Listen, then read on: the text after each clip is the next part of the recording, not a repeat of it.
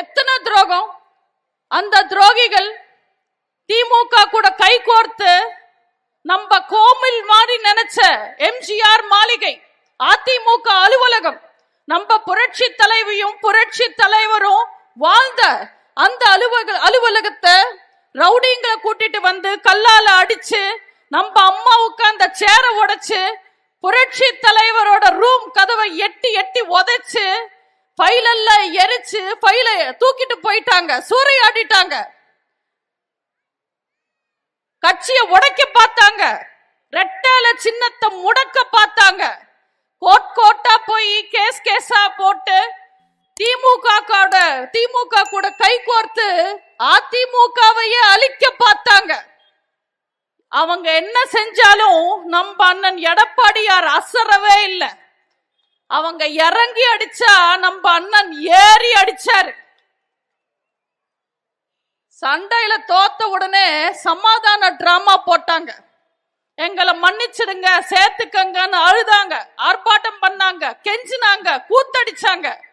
அது எல்லாமே நடிப்புன்னு நம்ம அண்ணன் எடப்பாடியார் அவர்களுக்கு நல்லா தெரியும், எங்க எல்லாருக்கும் நல்லா தெரியும். ஆனா ஒட்டுமொத்த தமிழ்நாட்டு மக்களுக்கும் தெரியணும் இல்ல. அதனாலதான் நம்ம அண்ணன் பொறுமையா காத்திருந்தார். இன்னைக்கு தமிழ்நாட்டு மக்களுக்கு புரிஞ்சிடுச்சுல்ல.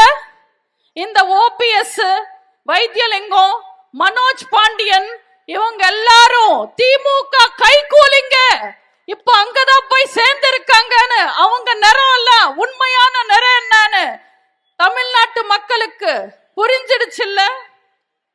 இவங்களை ஒருவேளை மன்னிச்சு நம்ம கூட வச்சிருந்தா அவங்க அதிமுக கரவேட்டி கட்டிக்கிட்டு திமுகவுக்கு வேலை பார்த்திருப்பாங்க. எவ்வளவு பெரிய ஆபத்துல இருந்து நம்மளையும் இயக்கத்தையும் காப்பாத்தினாரு நம்ம அண்ணன் எடப்பாடியார். சாதாரணமா பனி விலகுனா சூரியன் தெரியும், ஆனா நம்மள விட்டு சில சனி விலகினதுனால சூரியன் மறையும்.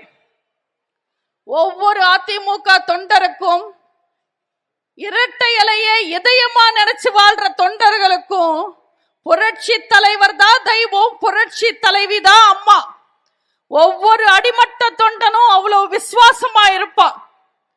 ஆனா எம்எல்ஏ பதவியிலிருந்து முதலமைச்சர் பதவி வரைக்கும் மொத்த பிச்சையும் அதிமுக வாங்கிக்கிட்டு புரட்சி தலைவரும் புரட்சி தலைவியும் உயிரோட இருக்கிற கடைசி நிமிஷம் வரைக்கும் அவங்க புகழ கலங்கப்படுத்தணும்னு நினைச்ச, அசிங்கப்படுத்தணும்னு நினைச்ச எதிரி திருட்டு திமுக கூட போய் எப்படி இவங்க எல்லாம் கை கோர்த்து நிக்கிறாங்க. அவ்வளோ பதவி ஆசை, அவ்வளோ பதவி வெறி, அவ்வளோ பண வெறி. இவங்க எல்லாரையும் மக்கள் மன்னிக்க மாட்டாங்க. புரட்சி தலைவரை அழிக்க நினைச்ச கருணாநிதிக்கு ஏற்பட்ட நிலைமை, புரட்சி தலைவிய முடக்க நினைச்ச ஸ்டாலினுக்கு ஏற்பட்ட நிலைமை, இன்னைக்கு இந்த கழகத்துக்கும் அண்ணன் எடப்பாடியாருக்கும் துரோகம் செஞ்ச அத்தனை பேருக்கும் என்ன அழிவு வரப்போகுதுன்னு நீங்க எல்லாரும் இந்த தேர்தல்ல பார்க்கதான் போறீங்க.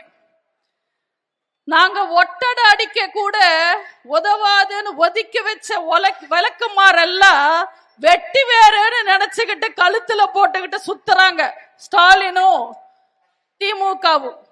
இதுல சேகர் பாபு சொல்றாரு, எதிரியோட பொருள் எடுத்து எதிரிய போடணும்னு.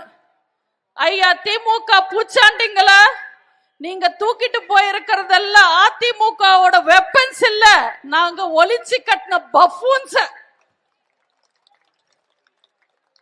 ஆதாயத்துக்காகவும் அரசியல் லாபத்துக்காகவும் சம்பாதிச்ச சொத்தை பாதுகாக்கிறதுக்காகவும் இப்படி அசிங்கமான செயல் செய்யறாரு ஓபிஎஸ். இப்படி கேவலமான ஒரு செயல் செஞ்சுட்டு எதிரி திமுக கூட கைய கோர்த்து அவர் செஞ்ச அசிங்கத்தை மறைக்கிறதுக்கு 1000 காரணம் சொல்றாரு. அதுல ஒண்ணு எடப்பாடி எதிர்ப்பு. என்ன கட்சி பொறுக்கணிச்சிருச்சுன்னு சொல்றார். 4 வருஷமா நான் தனியா இருந்தேன். 4 வருஷமா தானே தனியா இருந்தீங்க. 40 வருஷம் அதிமுகவோட சொத்தை தானே சுரண்டி தின்னீங்க. அதெல்லாம் உங்க உடம்புல ஒட்டல இல்லையா? ஒருவேளை சோறு போட்டாலே உசுர கொடுக்கிறவன் மதுரைக்கார. அந்த ஊரோட பேரையே கெடுத்துட்டாரு. தூக்கு கயிறையும் மாலையையும் சமமா பாக்குறவன் தான் உண்மையான அரசியல்வாதின்னு சொன்னாரு தேவரையா. தேவரையா பேரை சொல்லி பொழப்பு நடத்துற ஓபிஎஸ் அவர் சொன்ன எந்த ஒரு விஷயத்தையும் செய்யாம எதிரி திமுக கூட கைய கோர்த்து இன்னைக்கு அவரோட இனமானத்தையும் இனப்பேரையும் கெடுத்துட்டார். இத்தனை துரோகிகளையும் உங்களோட துணையோட, புரட்சி தலைவரோட கொள்கையோட, புரட்சி தலைவியோட ஆசையோட இத்தனை துரோகிகளையும் நாங்க இந்த தேர்தல்ல தோக்கடிக்க போறோம். இதுல ஓபிஎஸ் ஒரு ஸ்டேட்மெண்ட் விடுறாரு. இதுல ஓபிஎஸ் ஒரு ஸ்டேட்மெண்ட் விடுறாரு, என் தாய் கழகத்திலேயே நான் இணைஞ்சிட்டேன்னு. ஏதோ அவரோட அம்மா அவரை அறிவாலயத்திலே பொட்டு போட்ட மாதிரி. நான் 21 வருஷமா இந்த இயக்கத்துல இருக்கேன். அவர் மாதிரி வட்டம், மாவட்டம், எம்எல்ஏ, மந்திரி என்ற எந்த பதவியும் நான் அனுபவிக்கல.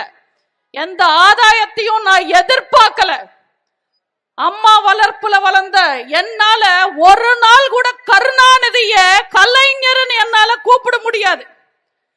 இந்த இயக்கத்துல அத்தனை விஷயங்களையும் அனுபவிச்ச ஓபிஎஸ் இன்னைக்கு கலைஞர், தளபதி, குட்டி தளபதி, குட்டி குட்டி தளபதின்னு குனிஞ்சு நிக்கிறாரு.